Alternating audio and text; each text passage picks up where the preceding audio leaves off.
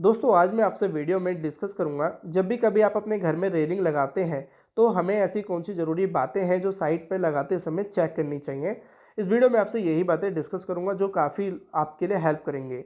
और साथ ही मैं आपको जो ऑन साइट ये रेलिंग लगाई जा रही है इस रेलिंग के बारे में भी डिस्कस करूंगा कि किस हिसाब से बनाई गई है, क्या हाइट है इसकी, क्या साइज़ दिया है। और साथ ही अगर इस तरह की रेलिंग आप भी अपने घर में देना चाहते हैं, अगर आपका बजट थोड़ा कम है तो इस तरह की रेलिंग आप बिल्कुल दे सकते हैं, क्योंकि ये थोड़ी सस्ती बनाई जाती हैं। किस हिसाब से बनाई जाती है, क्या चार्ज होता है, वो भी मैं डिस्कस करूँगा। सबसे पहले बता देता हूँ कि जो रेलिंग होती है इसका ज़्यादा हैवी वेट नहीं होता, लाइट वेट में होती है। एमएस पाइप की बनी हुई है। आउटर पाइप देखेंगे इसके ये 1.5 इंची में, और जो बीच में आप देखेंगे वो 1 इंची पाइप में दिए हुए हैं। सबसे पहले आपको मार्किंग कर लेनी है कि जो भी हमारा नीचे ब्रिक वर्क हुआ है उस पर कि कहाँ हमें होल फास्ट देने हैं, कहाँ इसमें एंकर करना है, फासना है। अब यहाँ पे जो नीचे ब्रिक वर्क क्या है, ये 6 इंची में क्या है, आप अपना 9 इंची में कर सकते हैं, कुछ लोग 1 फीट भी करते हैं। अब इस ब्रिक वर्क करने के पीछे जो मोटिव रहता है वो ये रहता है कि देखिए जो भी हमारी छत डली होती है वो ज़रूरी नहीं कि प्रॉपर लेवल में हो सकता है कि आपकी छत जहाँ रेलिंग लगनी है वहाँ पे थोड़ा अंडुलेशन हो, छत में स्लोप देने की वजह से ये सब चीज़ें हो जाती हैं। तो उसी को लेवल में करने के लिए हमें नीचे ब्रिक वर्क करना होता है, ताकि जब आप एंकर करेंगे, लगाएंगे, तो वो हमारी जो रेलिंग का सरफेस होगा, रेलिंग का टॉप होगा, वो प्रॉपर लेवल में है।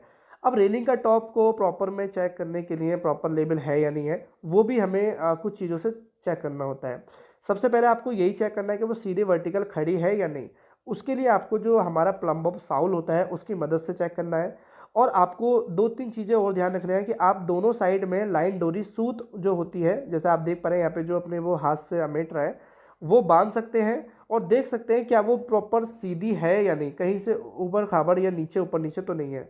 एक तो आप इस तरीके से चेक कर सकते हैं, या फिर आप जो लेबल पाइप होता है हमारा वाटर लेबल पाइप, उससे भी चेक कर सकते हैं कि ये कहीं से ऊंची नीची तो नहीं है। ये दो तीन तरीके होते हैं रेलिंग को सही तरीके से सीधी लेवल में चेक करने के। अब यहाँ पे एक चीज़ और ध्यान रखना है कि जो भी हमारे एंकरिंग करने के लिए जो होल फास्ट आप छोड़ते हैं और जिनमें फास्ते हैं, वहाँ पे आपको अच्छे से कंक्रीट का मसाला बना के, कंक्रीट बना के उनको फिल करना है। ऐसा नहीं है कि आप अपना जो नॉर्मली जो हमारा सीमेंट और सैंड से ही उसको भर दें, वरना क्या होगा आगे चल के वो वहाँ पे हिलने से छूट भी जाएगा और रेलिंग गिरने का भी डर रहता है।